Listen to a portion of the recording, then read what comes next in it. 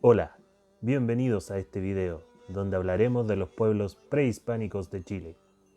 Estas culturas son aquellas civilizaciones que habitaban el actual territorio nacional, desde antes de la llegada de los conquistadores europeos en el siglo XVI. Veremos los principales pueblos dependiendo de la ubicación geográfica. En la zona norte encontramos a los aymaras, changos, diaguitas, rapanuis, atacameños o licanantay. Estos últimos son descendientes de la cultura Los Pedros, hace unos 1500 años atrás. Su lengua ancestral era el kunza, hoy extinta. Los atacameños manejaban muchos idiomas para poder relacionarse con otras culturas. Sus viviendas eran rectangulares de piedra, arcilla y vigas de madera de carob o cactus cubiertas con paja. Habitaban las aldeas localizadas en la provincia de Loa, en la actual Antofagasta. Se dividían en dos sectores, la hoya del Salar de Atacama y las cuencas del río Loa. El jefe de esta tribu era el cacique de más edad. Un individuo se convierte en parte de la sociedad al poseer tierras. La principal expresión de gobierno era la asamblea municipal, compuesta por hombres y mujeres propietarias de tierras y jefes de hogar. Su economía se basaba en la agricultura y ganadería. Cultivaban la guayaba, la chirimoya, las tunas, el maíz, los frijoles, el ají, el zapallo y la quinoa. En el ganado, los corderos y la alpaca se utilizaban para la producción de lana y como medio de transporte. Hasta el día de hoy se utiliza su manera de telar prensado. Los más populares eran los pucos, decorados con imágenes abstractas de rostros o grabados geométricos. Sus materiales más conocidos son la cerámica y los metales preciosos, y sus colores más utilizados eran el rojo y el negro. Eran politeístas, creían en varios dioses que habitaban las cumbres del volcán Licacambur, también en una vida después de la muerte, por lo cual sepultaban a sus muertos con sus riquezas materiales. Con la influencia inca cambiaron su religión incorporando el culto al sol y las ceremonias con plantas alucinógenas y la hoja de coca. Otro pueblo de gran importancia en la zona norte fueron los diaguitas, civilización que floreció en el siglo XII. Su lengua era el cacán. Eran personas de piel morena, bajos de estatura y se vestían con camisas que llegaban hasta las rodillas. Sus viviendas eran bajas, los muros eran hechos con piedras lajas y el techo era una mezcla de paja y barro. Habitaron los valles ubicados entre Copiapó y Choapa, zona que actualmente se conoce como Norte Chico. Estaban organizados en pequeñas aldeas con jefes independientes, dirigidas por un cacique de la comunidad. Era permitida la poligamia y ante la guerra todos se unían para pelear. Su economía era agrícola y ganadera, con un efectivo sistema de riego. Sus principales cultivos eran el maíz, los porotos, la quinoa, el zapallo y el ají. Explotaban los recursos del mar en balsas de cuero de lobo. Además pastoreaban camélidos y con su carne hacían charqui. También trabajaban la metalurgia, hueso, piedra, etc. Fabricaban diversas vasijas distintas, la más conocida era el jarropato. Los colores más utilizados eran blanco, ocre, negro y rojo. Adoraban el sol y los fenómenos de la naturaleza. Entre las tumbas diaguitas abundan los enterrarios colectivos o familiares. Nos heredaron la metalurgia, alfarería y algunos alimentos. Cabe señalar que los diaguitas actuales no se conservan la cultura de sus ancestros.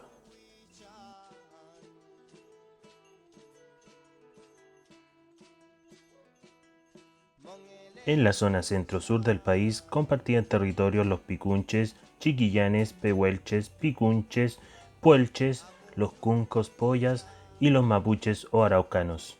El pueblo mapuche es el grupo indígena más notorio del país, tanto por su peso social como por su identidad cultural.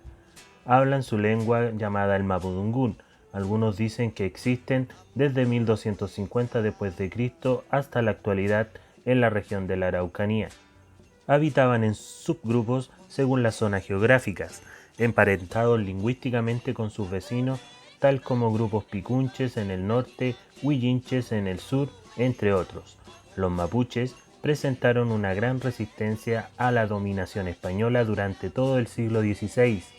Luego, el ejército de Chile les usurpó sus territorios y los obligó a permanecer en sitios delimitados de mala calidad.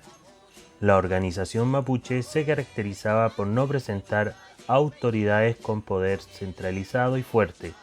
Antiguamente se organizaban en lof, conjuntos de familias de un mismo linaje paterno. Eran y aún son representadas por un lonco. La alianza territorial de varios lof daba lugar a un rewe y la de varios rewe a un aila-rewe, cada uno de los cuales era política y territorialmente independiente.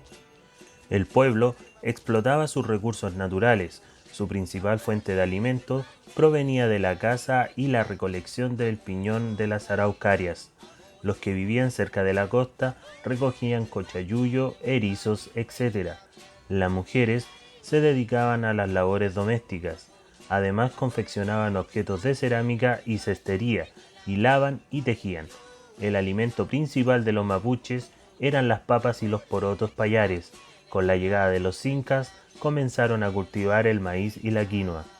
Los mapuches creen en varios dioses, pero su ser todopoderoso creador de las especies vivas era el Pillán o Nehuenchen, que se manifiesta en la naturaleza como el fuego, el agua, etc. También rinden culto a los tótems. Algunos son el sol, llamado Antu, el río, llamado Lenfu, entre otros. El machi, también llamado chamán, la mayoría de las veces es mujer, toca el cultrún y tiene la capacidad de transmitir mensajes del mundo sobrenatural.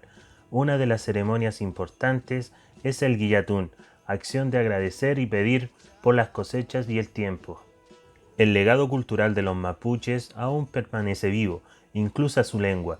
En la actualidad, la gastronomía sigue siendo la misma, solo han cambiado algunos ingredientes. Algunas expresiones de arte son la textilería, el tallado en madera, entre otras muchas. Y siguen habitando mayoritariamente la región de la Araucanía. Ya en la zona sur austral del territorio nacional se encontraban los tehuelches, cahuéscar, yaganes, sergnam y chonos. Los chonos fueron un pueblo cazador-recolector, pertenecen al grupo de nómadas marinos del sur. Estos utilizaban pinturas corporales, la cara de rojo, negro y o blanco, mientras el cuerpo era coloreada solo de blanco.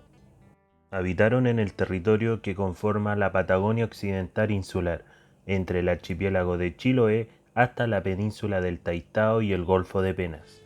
Entre los años 1557 y 1558 fueron avistados y descritos por la expedición de Juan Ladrillero y Francisco Cortés Ojeda. Su organización social consistía en familias donde el hombre tenía la autoridad por sobre la mujer. Vivían en canoas y cuando tenían guerras o problemas como comunidad, encabezaba al pueblo un cacique que era el hombre con más edad. Se dedicaban principalmente a la caza del lobo marino, la pesca y la recolección de moluscos. Viajaban sobre canoas llamadas dalcas. Los jóvenes cazaban pájaros en la noche, mientras que las mujeres recolectaban marisco mediante el buceo. En la región de las Huaytecas sembraron maíz, cebada y papas. Creían que eran seres que brotan de la tierra. Entre sus ritos se destacaba la danza después de la extracción del aceite al lobo marino. Respecto a sus sepulturas, depositaban los cuerpos preferentemente en cuevas o aleros rocosos, en posición fetal, cubiertos con pintura roja y envueltos en corteza de ciprés. Hablaban una lengua única ya extinta, descrita como muy diferente y dificultosa de pronunciar.